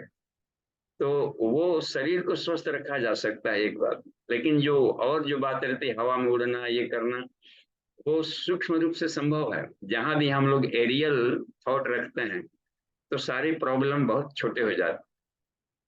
तो इसको आकाश में उड़ना कहते हैं, यानी चिदाकाश में रहना ही आकाश में उड़ना है।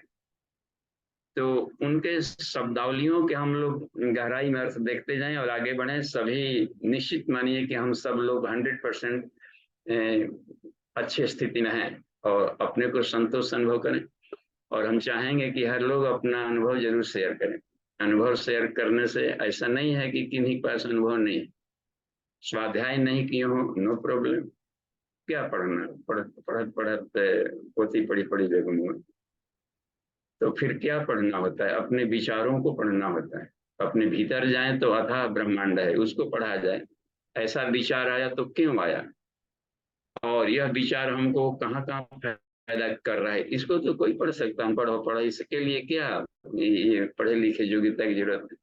अपनी भावनाओं को पढ़ा जाए, अपने विचारों को पढ़ा जाए, और बाहर देखें तो उसका ओरिजिन दिखा जाए। इसके ये पौधों का हरापन, पौधों का खिलना किसकी शक्ति से काम कर रहा है, इसके बैकग्राउंड में कौन सी एनर्जी काम कर रही है। तो यदि साइंटिफिक मेंटलिटी से हम किसी को फॉलो करेंगे तो कोई किसी भी ढंग से सत्य को पालेगा। अभी चूंकि वैज्ञानिक युग है तो वैज्ञानिकों के लिए बहुत सरल है आत्मा को जानना। एक अन्य पुजारी को भले 40 साल लग जाए, लेकिन वैज्ञानिक को 40 दिन भी नहीं लगेगा यदि उसको। तो जहां विज्ञान में हम प्रवेश कर जाते हैं तो समझिए कि मनोमय से आगे बढ़ रहे हैं। वो बैकग्राउंड की चीजें बताता है कि किस किस शक्ति से चल रहा है। तो अनविजिबल पर कमांड देता है। एनर्जी को हम देख नहीं सकते हैं, लाइट नहीं देख पाते हैं, मैग्नेटिज्म नहीं देख पा रहे हैं, करंट को नहीं देख रहे हैं। तार दिख रहा है लेकिन करंट इलेक्ट्रिसिटी काम कर रहा है। घर बैठे यहाँ से सैटेलाइट को ठीक कर लेना, देखिए कितना बड़ा वेव्स के द्वारा काम किया जा रहा है।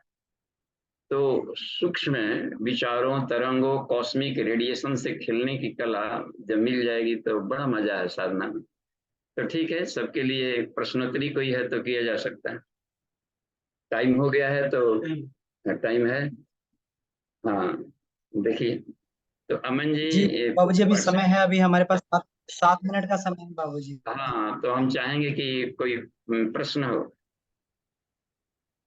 ये विष्णु कहेंगे। भैया, जी जी जी भैया, अपने आप को अनम्यूट कर लीजिए। हाँ, प्रणाम बाबूजी। जी प्रणाम। बाबूजी, नावय पंचकोसा, मैं पंचकोश नहीं हूँ बाबूजी। और अब बाबूजी इसमें मेरा ये प्रश्न है कि हम पंचकोश को जी रहे हैं और नावय पंचकोसा, तो इस पे बाबूजी इतना तो जानता हूँ कि पंचकोश के आसक्ति में नहीं फंसना है, फिर भी आपसे जानना चाहता हूँ। देखिए, जब आप बाइक में चढ़ करके जाते होंगे ऑफिस या कहीं, या अपनी गाड़ी में मान लेके जा रहे होंगे, सेल्फ ड्राइव कर रहे होंगे, तो उस समय हमेशा याद रखता है ना कि मैं बाइक नहीं हूं, मैं गाड़ी नहीं हूं, मैं ड्राइवर हूं, इसको हैंडल कर रहा हूं, तो हमेशा कभी नहीं भुलाते। तो इसी तरीके से इस रथ के भीतर हूँ, ये पांचों कोष हमारे बड़ी सिस्टम है, गाड़ियां हैं जिसको मैं हैंडल कर रहा हूँ, इसको हम लोग भीतर हैं इसलिए भुला जाते हैं। इसको कभी भी नहीं भूलना है कि मैं शरीर नहीं हूँ। शरीर मेरा औजार है, उपकरण है, और इसके इस उद्देश्य के लिए मिला है। गाड़ी हमने क्यों खरीदा है, किस लिए खरीदा है। दिक्कत हो रही होगी ड्यूटी जाने में, इधर जाने में, मार्केटिंग करने में, जाड़ा गर्मी बरसात, इसमें अपने ड्यूटी को निभाने में दिक्कत आते हैं, इसलिए गाड़ियां आदमी ले लेता है कि टाइम पर पहुंचे करें। बिल्कुल सेम चीज है अपने शरीर के अंगों का इस्तेमाल करना, तो उसको केयर करना तो ड्यूटी है। इसमें कौन से बड़ा महात्मा बन गए कि शरीर स्वस्थ ठीक रख, ये ड्यूटी थी इसमें। और हर कहीं को ड्यूटी है कि अपने आप को हेल्दी रखा जाए, और अपने माइंड से काम लेंगे, जितने रखेंगे हेल्दी और बैलेंस्ड माइंड का कॉन्सेंट्रेशन रहेगा तो उतना ही बढ़िया काम लिया जाएगा। तो इसमें अजूबा क्या लग रहा है इसमें। अब बाबूजी इसमें प्रतिपक्ष में ये प्रश्न है मेरा बाबूजी कि अब चेतना कोषों में चिपकती है, बाइक को ही अपने आप को बाइक ही समझ बैठती है। अब 5 तरह का बाइक है, 100 CC, 125 CC, 150 CC, 200 CC, 350 CC. अब वहां पर हमारी चेतना चिपक जाती है। तो बाबूजी कोई भी जीव तो मतलब उस चेतना को चिपकाने वाली शक्ति कौन है? कोई जीव तो सब जीव अब चाहेगा कि हम देखिए, पाक साक्षात्कार हो। इसकी चिपकाने वाली शक्ति है अपने आप को भूलना। अब जैसे घर में भी है तो थोड़े कि बाइक ही आपके यहाँ बैलगाड़ी होगा, वो होगा, ये होगा, टकना होगा, पैदल चलने का होगा। कितने लोग चरण सिंह के दुकान पर चल रहे हैं। आप एक ही वैरायटी थोड़े रहता है, ढेर सारा। देखिए तो बिजनेसमैन वालों को तो और आसान है जी, ट्रैक्टर का जो एजेंसी खोल लिया है तो खाली गाड़ियां ही गाड़ियां ले रहा है, बिक रहा है। तो 1000 गाड़ी हो तो क्या अंतर पड़ रहा है। ये सब अपने है कंट्रोल में। कहीं भी फ्लाइट से तो ढेर सारे फ्लाइट उड़ते रहते हैं, तो जितना ही अधिक रहेगा, ये तो अपने मानना है 5 है। पूरे संसार के सारे पार्टिकल्स अपने गाड़ियां हैं। पूरा जो 2400 तत्व है, पूरे सारे ब्रह्मांड के घटक आत्मा के सब क्रीड़ा क्षेत्र, सारी गाड़ियां हैं। हम लोग थोड़े थॉट को और विराट करें, कॉस्मिक बॉडी में ये सब विराटनेस आता है। जी जी बाबूजी। हाँ, तो इसका मतलब है कि कॉस्मिक बॉडी की साधना कमजोर पड़ रही है, प्रैक्टिकल उसका। जी बाबूजी। जी बाबूजी, प्रणाम बाबूजी। जी प्रणाम।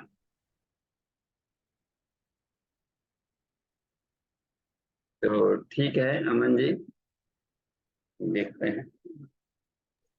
जी बाबूजी, 3 मिनट का समय अभी और है। हाँ, तो कुछ भी साधना संबंधी कुछ भी पूछिए। बहुत ही साधना से सरल संसार में कोई विषय नहीं, और साधना का खेल सबसे बढ़िया है। आइए साधना साधना खेलते हैं। और जैसे बाबूजी आप कहते हैं कि साधना का ये मार्ग बहुत सरल है और ये बहुत आसान है, लेकिन हमें लगता है कि सबसे कठिन जो होता है जो है ये अपनी आत्मा को ही ढूंढना सबसे कठिन होता है, क्योंकि इतने आवरण इतने ये चढ़े रहते हैं इसमें कि अंदर आत्मा को खोजने जाओ तो मन भावना ये सब जो इसको पार करना ही कितना कठिन पड़ जाता है, और आत्मा के प्रकाश को देखना। असल में कोई शिक्षक नहीं मिला। हम लोग आत्मा को भीतर मानते हैं ना, बाहर भी तो वही है कि खोजना कहाँ है। हर जगह आत्मा ही आत्मा है। तो मछली पानी जी के भीतर पानी कहाँ खोजे, कहाँ खोजना है जी। यद यद यद पश्यति तत् सर्वम आत्मेति, जहां दृष्टि गई वहीं आत्मा है। तो जो सब जगह है उसको कहाँ खोजना है। इसका मतलब दिमाग में कहीं ये है जी, कि कोई सब जगह होते हुए भी उसको रियलाइज। हाँ, तो इसलिए पढ़ रहा है कि हमने हाँ जो नहीं, प्रकाश भले ही। वर्ण, आत्मज्ञान के प्रकाश के ऊपर जो जी अज्ञानता का चादर है काला सा, उसको हटाने में हम सफल नहीं हो पा रहे। जी हैंड्रेज है जी नागेंद्र जी जी, बिल्कुल अगर बाबूजी, अभी हम लोग बिल्कुल भी हाँ। बाबूजी प्रणाम। जी प्रणाम। बाबूजी, ये जो साक्षी रूप है, साक्षी चेतना, इसको जागृत करने के लिए किस तरह से प्रयास किया जाए कि वो ज्यादा रिजल्ट दे सके। देखिए, इसमें एक और सरल उपाय है कि किस जो जैसा है उसको एज इट इज से स्वीकार कर लीजिए। अपना हेकड़ी ना डालें कि हमारे जैसा बनेगा तभी वो हमें अच्छा लगेगा। वो अपने जैसा है तो क्यों नहीं अच्छा लग रहा है। ईश्वर ने उसको सुख मिल रहा है अपने ढंग का जीवन जीने में। ये साक्षी भाव है। साक्षी, संसार के सारे विचार अपने विचार हैं। संसार के सारे कल्चर्स अपने कल्चर्स हैं। ये इंडियन कल्चर, वो फलाना कल्चर, इसमें भी आत्मा नहीं मिलने वाला, कल्चर मिलेगा बस। कुछ वेशभूषा मिल जाएगा, कुछ ऐसा मिलेगा, कुछ पोथी पत्रा मिल जाएगा, कुछ ये सब मिल जाएगा। सारे यूनिवर्स में हम पूरा विश्व वसुधैव कुटुंबकम कर रहे हैं, तो कुटुंबकम एक ही कल्चर रहता है। यहाँ पर देखिए तो सारा विश्व के सारे, गायत्री माता विश्व माता है, सारी विश्व की संपत्ति अपनी संपत्ति है। तो ये विराट दृष्टि उसको साक्षी भाव कहलाएगा। यदि हम टच करते हैं, खेलने लगते हैं, अपने ढंग का अच्छा बुरा रिएक्शन करते हैं, तो साक्षी भाव इसमें मर जाता है। उसका देखकर, जैसे फिल्म देख रहे हैं हम लोग, तो फिल्म देखते हैं तो वो फिल्म में, तो फिल्म एक दर्शक की तरह देखते हैं, एंजॉय लेने के लिए देख रहे हैं। हॉरर डरावना आ गया तो हॉरर फिल्म देखें, मजा लीजिए। डायरेक्टर का देखिए ऐसे करना चाहिए, ऐसे करना, थोड़े आदमी डरता है। और जो उसमें खो गए तो वो रो रहा है तो ये भी रोते रहता है। इसका मतलब है कि वो देख नहीं रहा है, वो साथे साथे खेल भी रहता है। मारे चौका चौका, ऐसे देखते कितने दर्शक लोग। इसका मतलब है कि भले यहाँ बैठा है लेकिन साथे साथे खेल रहा है वो, तो वो उसका रिएक्शन में आ जाएगा। इंजॉय लीजिए हर चीज का, तो इंजॉय लेना हम लोग लेते जाएंगे तो मजा आएगा। अन्नमय कोश में भोजन का आनंद लिया जाए, प्राणमय कोश में साहस, निरंतर एडवेंचरस जर्नी, हाइकिंग वगैरह, माउंटेनिंग वगैरह, बाहर के खतरों से खेलना, इसका एंजॉय लिया जाए। मनोमय कोश तो और भी आनंद का विषय है, हर रूप का आनंद लीजिए, हर रस का आनंद लिया जाए। वाह, ये प्रकृति बनी है आनंद लेने के लिए, इसका दूसरा कोई फंक्शन नहीं। आनंद देगी और ज्ञान देगी, ऐसा ज्ञान जो मोक्ष दे। दो उद्देश्य के लिए पूरी सृष्टि बनी है, भोग और मोक्ष, बस। तो आनंद हम नहीं ले पा रहे हैं तो अब ईश्वर क्या करे। पिताजी खिलौना लाते हैं, सारी सृष्टि आनंद के लिए बनी। तो धीरे धीरे उसको हम ये करें कि जो जैसा है एज इट इज एक्सेप्ट करें, लेकिन अपने को वो लें जो अपने लिए फायदा करता है।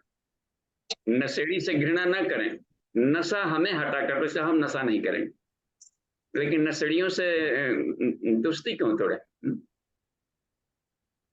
धन्यवाद बाबूजी, प्रणाम। जी ठीक है, धन्यवाद। समय हो गया है, फिर मिलते हैं। शांति पाठ कर लीजिए। बाबूजी इसमें हैंड रेस भी है, प्रश्न भी है, लेकिन समय हो गया तो हम लोग कल ले लेते हैं इनको। तो बाद के लिए रखते जी हैं। बाबूजी, हाँ आप सभी को धन्यवाद। आइए शांति पाठ करते हैं। जी जी जी बाबूजी। ओम